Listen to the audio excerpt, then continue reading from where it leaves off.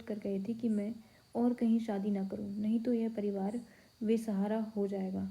मैंने गुरुचरण बाबू को वचन दिया था। उनकी मृत्यु के बाद दीदी ने मुझे सब बातें समझा कर बताया कि उनका विवाह हो चुका है और उनके पति जीवित हैं। हालांकि यह बात कोई नहीं जानता। कोई दूसरा व्यक्ति शायद इस पर विश्वास नहीं करेगा क्योंकि किसी ने उनके पति को नहीं देखा है, लेकिन मैं दीदी को कई वर्षों से जानता हूँ। मैं उनकी किसी भी बात पर अविश्वास नहीं कर सकता और फिर विवाहित स्त्री के साथ दोबारा विवाह कैसे किया जा सकता है। लेकिन सुनिए, यह आपको क्या हो गया है?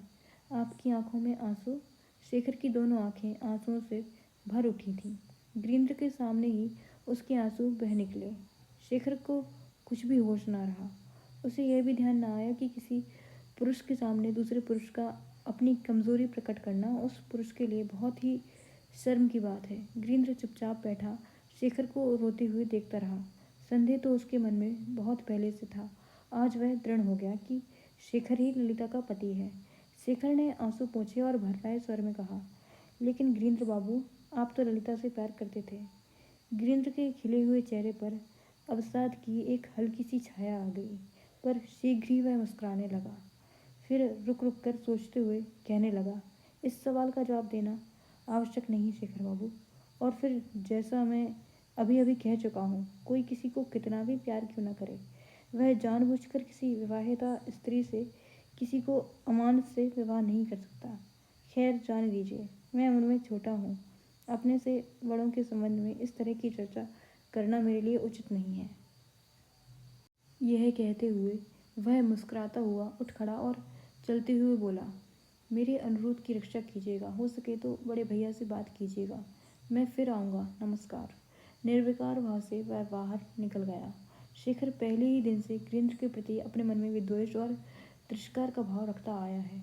अब तक तो उसका यह विद्वेष और तिरस्कार तीव्र घृणा में परिवर्तित हो गया था, पर आज इसी गिरीन्द्र के दीवान खाने से जाते ही शेखर दीवान से उठकर खड़ा हुआ और जिस स्थान पर गिरीन्द्र बैठा हुआ था उससे सिर छुआकर बार बार इस देवतुल्य नवयुवक को नमस्कार करने लगा। व्यक्ति चुपचाप कितना बड़ा त्याग कर देता है और किसी को बताता तक नहीं। किस तरह हंसते हंसते अपने दिए वचन का पालन करता है, चाहे ऐसा करने में उसे कितनी ही तकलीफ क्यों ना हो। यह बात शेखर ने अपने जीवन में आज पहली बार देखी। दोपहर के समय भुवनेश्वरी अपने कमरे में नीचे बैठी हुई ललिता की मदद से नए कपड़े संभाल कर रख रही थी कि शेखर भीतर घुस आया और उनके बिस्तर पर बैठ गया। आज वह ललिता को देखकर न कतराया न हड़बड़ाया। माँ शेखर की ओर देखकर बोली, क्या है शेखर? शेखर ने कुछ नहीं कहा, चुपचाप बैठा देखता रहा कि माँ और ललिता किस तरह कपड़ों की तह लगा रही हैं। शेखर बोला, यह क्या हो रहा है माँ? भुवनेश्वरी ने उत्तर दिया, नए कपड़ों में से किसको क्या क्या कपड़े देने होंगे यही हिसाब लगा रही हूँ। लगता है और भी कपड़े मंगाने होंगे। क्यों बेटी? ललिता ने सिर हिलाया। अभिप्राय था हाँ मंगाने होंगे। शेखर ने भी हंसकर कहा, और अगर मैं ब्याह ना करूँ तो? भुवनेश्वरी ने भी हंसकर कहा, हाँ तुम यह कर सकते हो। तुम में इस तरह के असंख्य गुण हैं। ठीक है माँ, तो फिर ऐसा ही होगा।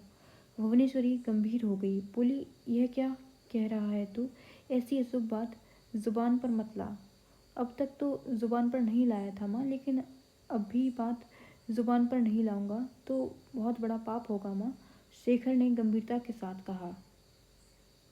भुवनेश्वरी कुछ आशंकित होकर गंभीरता के साथ शेखर की ओर देखने लगी। शेखर ने कहा, माँ तुमने अपने इस नालायक लड़के के बहुत से अपराध क्षमा किए हैं, तुम्हें मेरा यह अपराध भी क्षमा करना होगा। सच माँ, मैं यह शादी नहीं कर सकूँगा। जिस ढंग से शेखर ने यह बात कही थी और यह बात कहते हुए उसके चेहरे पर जो भाव आ गया था, उसे देखकर भुवनेश्वरी सचमुच बहुत ही व्याकुल हो उठी थी। अपने मन के संघर्ष को दबाती हुई वे बोली, अच्छा अच्छा मत कर शादी, लेकिन तू इस समय चला जा यहाँ से, मुझे अभी बहुत ज़रूरी काम करना है।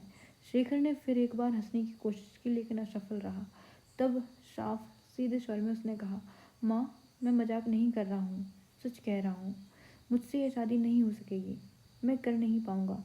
तुम इसे रोक दो। बेकार की बात मत कर शेखर।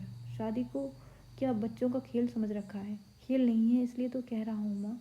शेखर के स्वर में पहली बार दृढ़ता आई। भुवनेश्वरी भयभीत हो गई। उन्हें लगा कि बात सचमुच गंभीर है और इसे मजाक में टालना उचित नहीं है। वे स्वर को ऊंचा करके बोली, शेखर, मुझे परेशान मत कर। तुझे क्या हो गया है? मुझे समझा, बता क्या बात है। इस तरह की ऊटपटांग बातों से मुझे बहुत घबराहट और उलझन होती है। किसी और दिन सुनना माँ, सब कुछ विस्तार से बताऊंगा। आज नहीं। आज नहीं बताएगा तो और किस दिन बताएगा? भुवनेश्वरी झुंझला कर बोली। फिर वे कपड़ों की गठरी एक और सरकाती हुई खींच के साथ बोली, तो ऐसा कर शेखर, आज ही मुझे काशी वापस भेज दे। मैं ऐसी दिमाग खराब करने वाली झंझट की गृहस्थी में एक रात भी नहीं रहना चाहती। उनका परेशान चेहरा देखकर शेखर आगे कुछ नहीं बोला, सिर झुकाकर चुप हो गया। चुप ही बैठा रहा। भुवनेश्वरी की झुंझलाहट और बढ़ गई। वे उठती हुई व्यग्र स्वर में बोली, तू आज मुझे काशी भेज दे। ललिता भी मेरे साथ जाना चाहती है। शायद वहाँ ही इसकी कोई व्यवस्था हो सके। शेखर को हंसी आ गई। भुवनेश्वरी आश्चर्य से उसकी ओर देखने लगी कि यह हंस क्यों रहा है।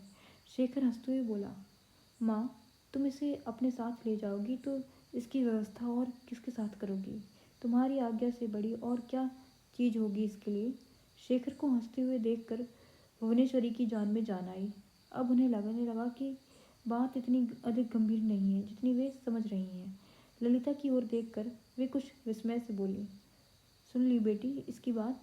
इसका ख्याल है कि मैं जहाँ भी चाहूँ तुम्हें खुशी से ले जा सकती हूँ। अरे ये स्वतंत्र है क्या? बेचारी इसकी मामी नहीं है सिर पर, उनसे नहीं पूछना होगा मुझे?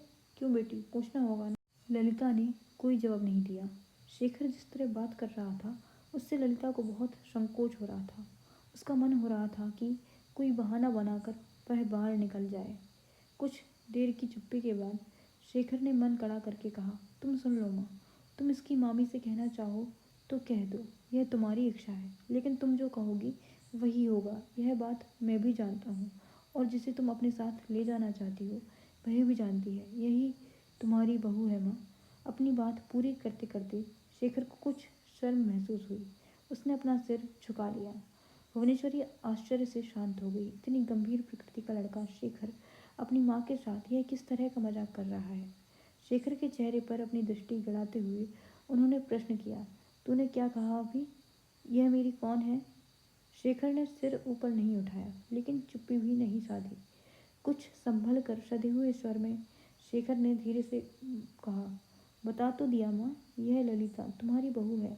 आज से नहीं बल्कि 4 साल से भी ऊपर हो गए हैं। तुम सचमुच ही उसकी सास हो। मैं और ज़्यादा नहीं कह सकूँगा माँ। पूरी बात तुम अपनी बहू से ही पूछ लो, यह बता देगी तुम्हें। शेखर ने ललिता की ओर दृष्टि डाली और देखा कि ललिता इस बीच उठ खड़ी हुई है। सिर पर पल्ला रखकर माँ को प्रणाम करने के लिए ललिता आगे बढ़ रही है। शेखर भी उठकर ललिता के पास आ गया और उसकी बगल में खड़ा हो गया। दोनों ने एक साथ भुवनेश्वरी के चरणों में सिर रख कर उन्हें प्रणाम किया। इसके बाद शेखर अपने आवेग पर लज्जित हो झेंपता हुआ कमरे से बाहर निकल गया। भुवनेश्वरी की आंखों से प्रसन्नता के कारण आंसू बहने लगे। वे सचमुच ललिता को बहुत प्यार करती थी। भुवनेश्वरी देवी ने आगे बढ़कर अपना भारी संदूक खोला और अपने सब गहने बाहर निकाले। एक एक गहना ललिता को धीरे धीरे पहनाते हुए वे बहुत प्यार के साथ उससे बातें करती जा रही थीं। बातें करते हुए उन्होंने शेखर और ललिता के बीच हुई एक एक बात जान ली। प्रसन्नता के अतिरेक के कारण भुवनेश्वरी ने ललिता को अपनी छाती से लगा लिया और उसका मस्तक चूमती हुई बोली, इसलिए गिरिंद्र ने अन्नाकाली से शादी की? हाँ माँ, ललिता ने धीमे स्वर में कहा। जब मैंने गिरिंद्र से कहा कि मेरा विवाह हो चुका है तो उन्होंने बिना कोई प्रश्न किए चुपचाप मेरी बात मान ली। मैंने गिरिंद्र से कह दिया था कि मेरा ब्याह हो चुका है। मेरे पति मुझे स्वीकार करें या ना करें यह उनकी इच्छा है, लेकिन वे हैं ज़रूर। भुवनेश्वरी ने प्यार से ललिता के सिर पर हाथ फेरते हुए कहा, हाँ बेटी, ज़रूर है। मैं आशीर्वाद देती हूँ, तेरे पति दीर्घायु हो। लेकिन ठहर तो बेटी, मैं अविनाश को तो खबर कराऊँ कि शेखर की बहू बदल गई है। भुवनेश्वरी हंसती हुई बड़े लड़के के कमरे की ओर पड़ गई। इसी के साथ परिणीता की कहानी समाप्त हो जाती है।